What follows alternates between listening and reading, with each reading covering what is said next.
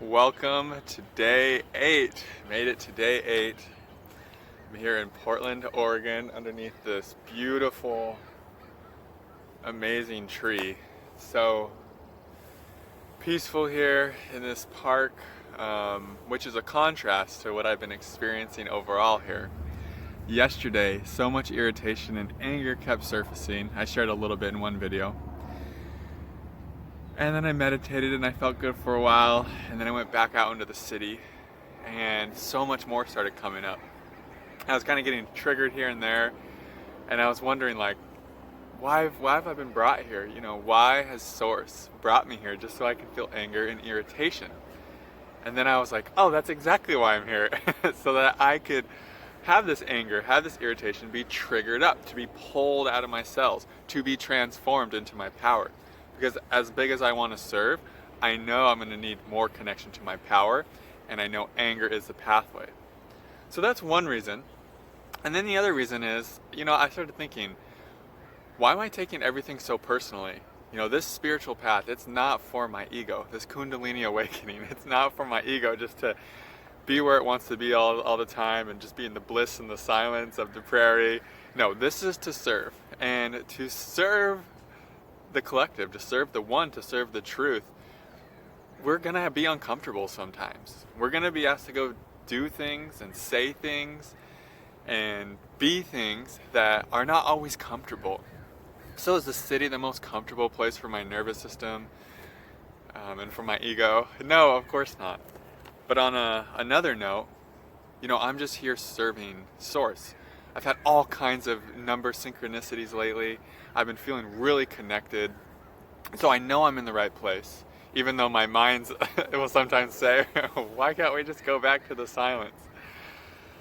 And it just got me thinking, this isn't a personal thing. Like, maybe it's as simple as this. I was talking to a client this morning and I said, maybe we're just pulled places to bring more space, more peace, more of a vibration to where we're being pulled to. Maybe it's just life reorganizing itself and saying, okay, you need to go here now, your vibration needs to go right here, and you need to serve here for a while. And serving is just being present, it's just being you. It doesn't mean anything in an outward way at times. Sometimes it's just being you, where you're at. And I was walking around the streets of Portland yesterday, really just trying to immerse myself in the city. There's so many people here, which I love. That's the one thing I've been asking myself. What is here right now that is not where I'm at? What do I have an opportunity to really explore? And I realized, I looked around and I just saw so many people, so many unique, beautiful, amazing people, seeing that they're all God. And I was like, wow, this is something I need to explore. So I've just been out in the city. And what I've noticed is I'll try to make eye contact a lot. I'll try to say hello. I'll try to really open myself up to connection. And a lot of people here, this is just my experience so far, have headphones on, or they're really right in their forehead. Like, you can tell they're just trapped in the thinking mind and they're not open to new connection. And I think going from small town Montana, prairie life, to the city, it's been a little bit different. And so I got to thinking, there's not a lot of space here. And I was like, maybe that's why I'm here, is just for the simple reason to bring more spaciousness into this part of the city. And I was like, what a beautiful purpose, what a beautiful role to play in the awakening of northern Portland, just to come here and bring spaciousness, to bring receptivity, to bring an openness to connect with whoever is willing to connect.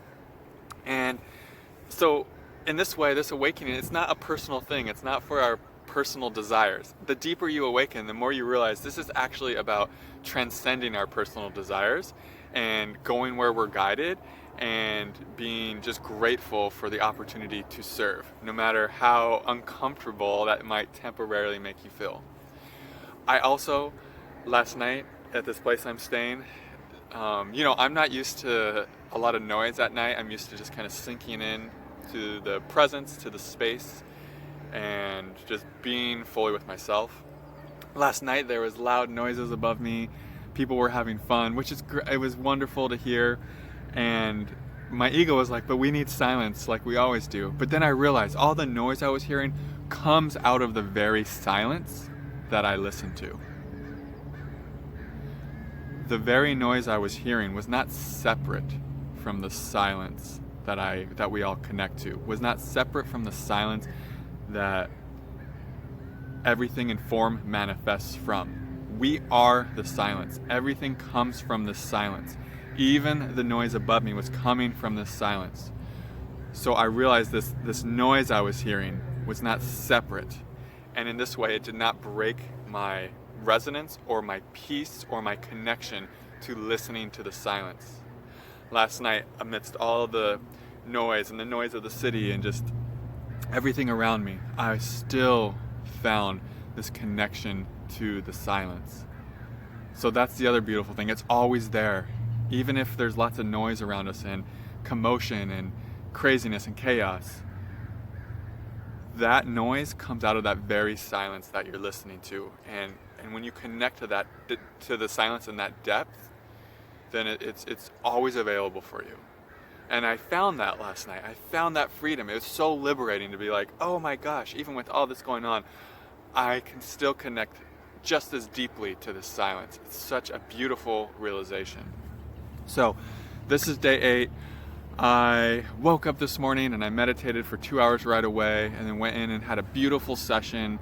And me and this other beautiful light worker who I was working with both got these full body shivers and goosebumps when we were talking about how she is ready to start serving the collective, and to start living and embodying her truth more, whether that's writing or making videos or painting or singing or dancing.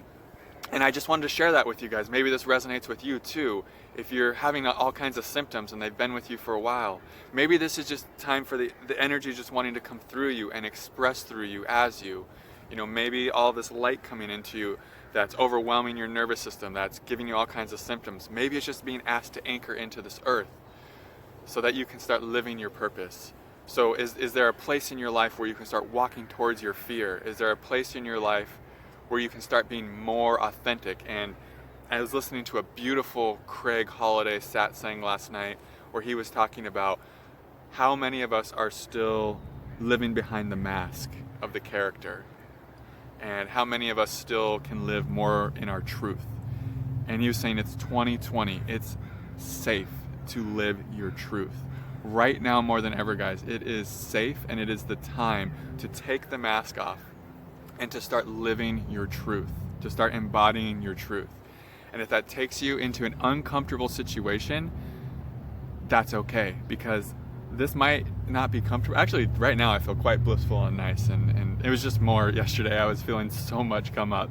But guess what? All that anger and irritation I was feeling, it was helping me to expand and grow.